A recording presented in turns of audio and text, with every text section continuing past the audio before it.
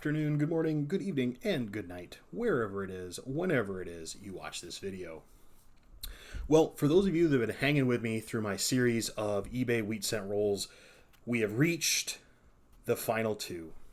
Now, so far, these have been nothing but average. There's been some interesting uncirculated coins in there, some nicer 55S's, some nicer 40s, but nothing super spectacular. But one of the things that happens when you buy wheat cent rolls like this from eBay is you're going to get average circulation. You're also going to get average dates, common dates. There's still a lot of these around, but it's still fun to go through. So if you can find a price point for some of these that aren't crazy, you're paying for the fun. You're paying for the time, the thrill of the hunt, if you will. So these have been nothing but average. Let's go ahead and see if we can make up time here in the final two. Now, one thing I want to check really quick is I want to check enders, because this is something that I've seen that leads to what I think is a little bit of a tricky tactic, and lets me know that the rolls are maybe even a little less random than you would really want. So you can see in this one, that looks to be another really nice AU, BU wheat cent. And this one's a little harder to see, but again, same thing.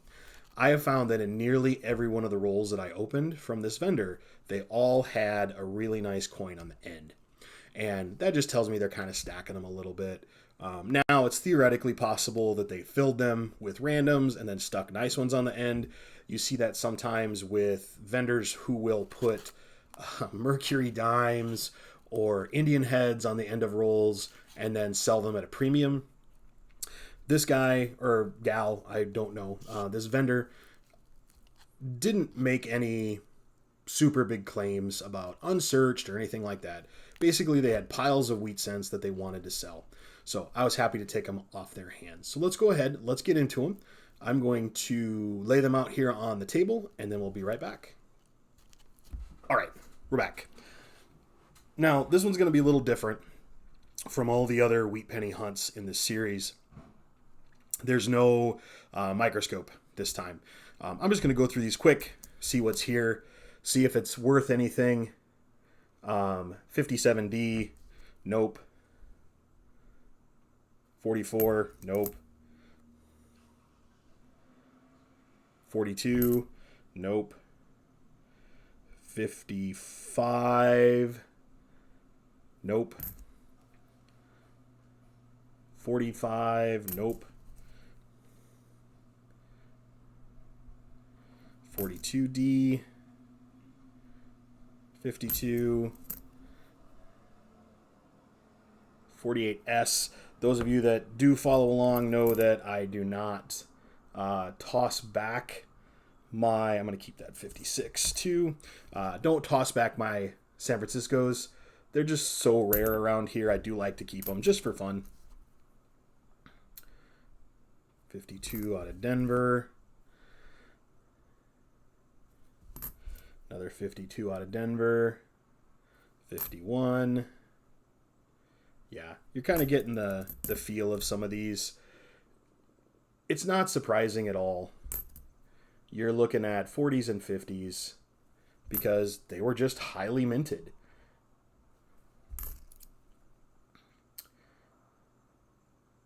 $46, 52D,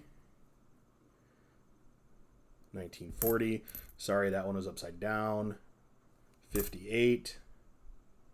52. You can tell I'm not even bothering separating them into 40s and 50s and decades. What's this guy? It's a 40s, I believe.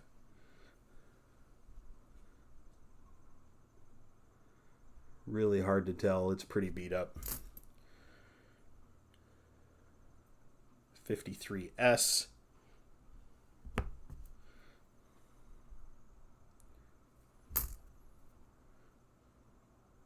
51. Yeah. See, I do enjoy going through these. A lot of times I do have the helpers with me. when I'm going through some of these. Today they are otherwise occupied.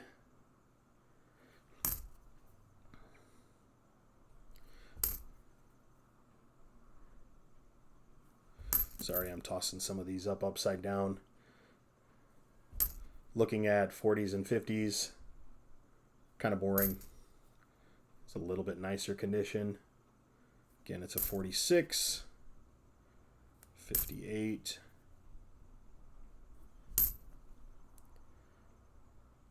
55, no double die, sadness, 41, 40. This is interesting. Apparently the penultimate roll is going to be the worst one of the entire box of, ended up with 24 rolls or something like that. I didn't record every single roll that I opened. Some that I just opened for fun for myself. As I work, sometimes I like to have something set to the side. I need a brain break, so I'll go through a roll of coins or check out some coins. So there you have it. That first roll, there was that one nicer 56D that I set out, and then two S's, and then literally all of them were 40s and 50s. So there's nothing to write home about there at all.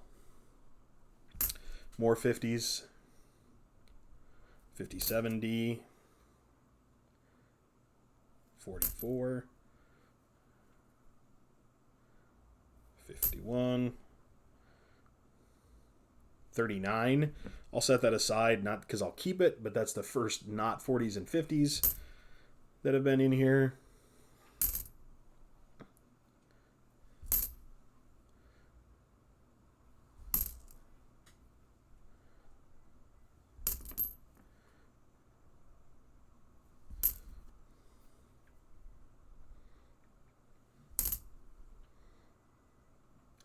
$52D. Boy. 45. 44.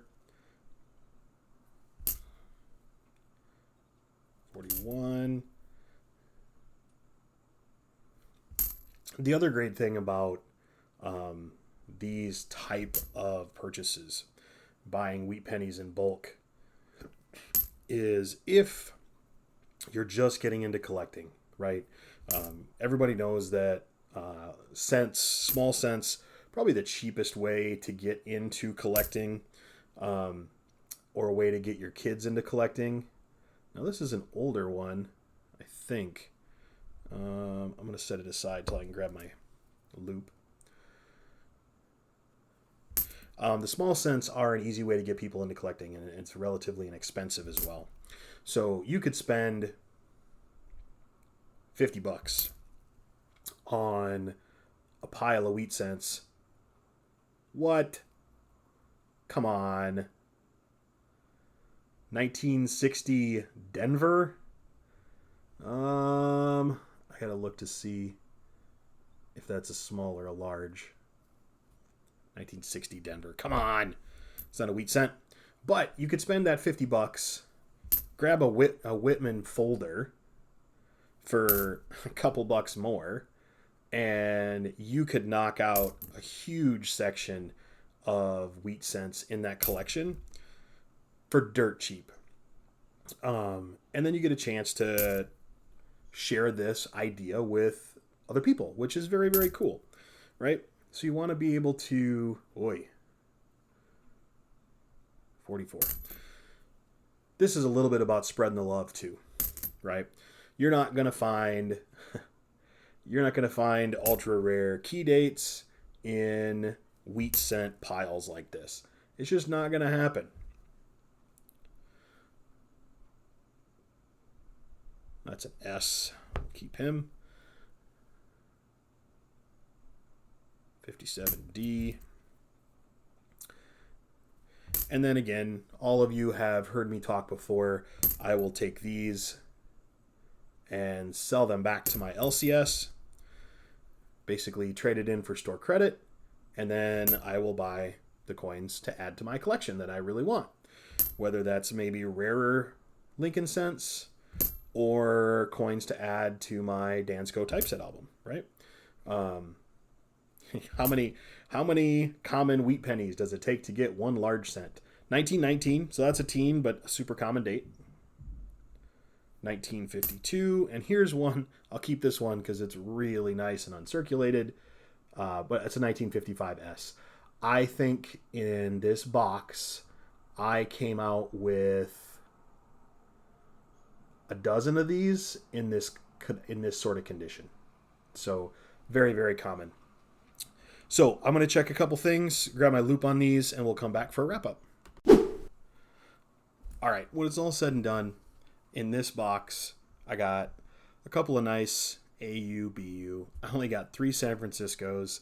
I got a 39. I got a 1919.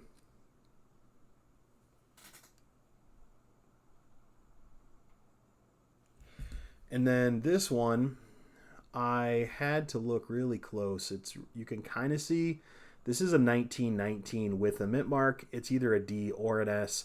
Either way, not super rare, but still nice to get a mint mark off a coin that old, or see a mint mark on a coin that old. So that's probably a 1919 S. So I am going to keep that one. This 1960D, for me, it's really hard to tell. I'm saying this one's a small date, but again, there's no difference between small date, large date. It's a variety, but one is not really rarer than the other one. So when it's all said and done, I had a great time going through these cents. I only had a handful of ones that were not wheat cents, but it was still a really good time. I really enjoyed it. I hope you did too. Thanks for watching. If you enjoyed these, make sure you like, share, and subscribe. If you'd like to see me go through some more wheat cents, let me know. I do have another wheat cent hunt coming up where I have probably about 10 pounds of wheat cents to go through. Definitely not going to record that one live because that would be a long video. Thanks for watching, and as always, have a great day.